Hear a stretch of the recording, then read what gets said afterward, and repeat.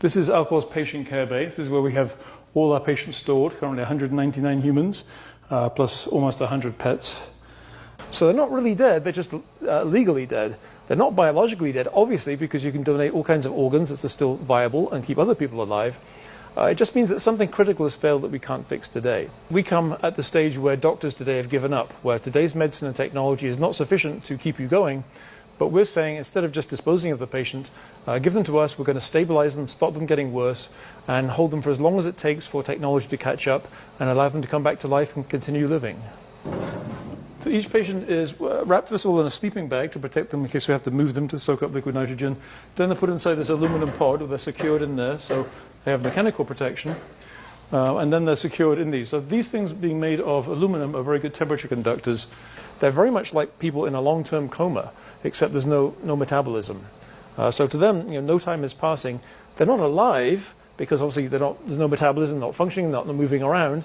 So people say, well, if they're not alive, they must be dead. Well, no, there's kind of an in-between state, which is not really alive or dead.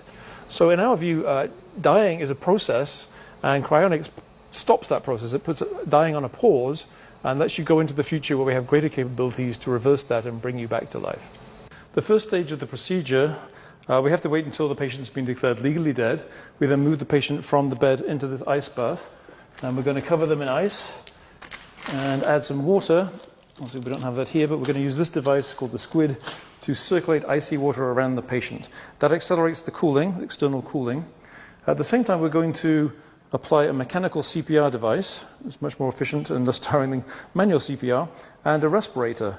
First of all, we have to circulate blood around the patient, otherwise the heat won't get moved around, and we want to get heat out of the brain especially, so we have to circulate that around. And also we're going to give a series of medications to protect the cells against damage. So we're going to stop the patient from returning to consciousness, number one. We're going to stop the blood from clotting. We're going to keep the blood pressure up.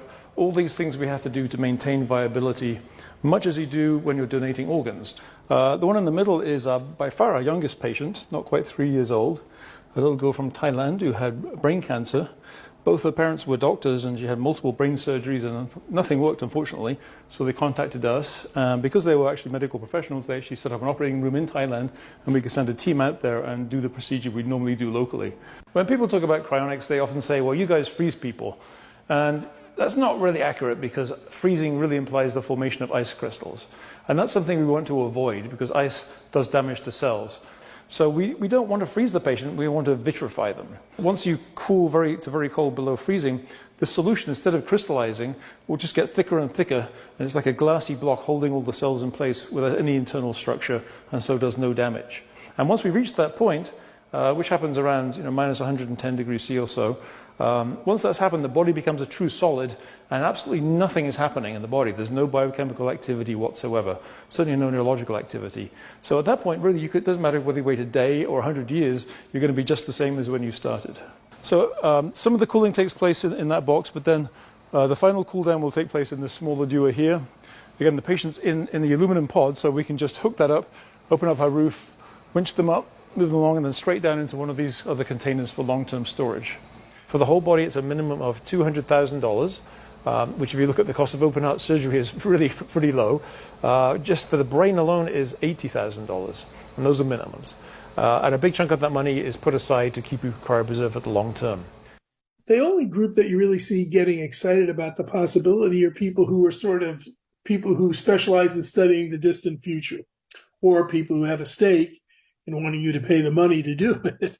I don't really see any mainstream brain scientists, physiologists, people from psychiatry who study the mind. They're not lining up saying, I think this is a sound idea. Moreover, I don't think any of them do it. So at the end of the day, I think this notion of freezing ourselves into the future is pretty science fiction, and it's naive. It's almost like what you'd be thinking about in a college dormitory discussion. If I could just freeze myself and then defrost myself, kind of like a bag of peas, and wind up way in the future, wouldn't that be cool? Sounds okay, but then you realize how much we are products of our own time. Come on, boys. Come on, you can jump. Okay, wait, jump. Woohoo! Our dog, Oscar, here he is, right here. He was almost 15 years old when he became ill, and He was suspended, put in cryonics. I think that in the future, the people who opted in for human cryopreservation or human cryonics preservation will most likely have family members and or friends who have also signed up for cryonics. And then it's just a waiting period. It's like, you know, you're in flight, you're in transport to your destination, and the destination would be the future, where a person who had a cancer or ALS or some other type of injury or disease is revived, the disease or injury cured or fixed, and the person is has a new body cloned or a whole body prosthetic or their body reanimated, and meet up with their friends again. People wondered, is this a human? And the same type of criticism is often reflected on cryonics. They won't be human when they're revived, or who will they be? Will they remember themselves? And what, you know, it'll be a frightening world. I don't think so.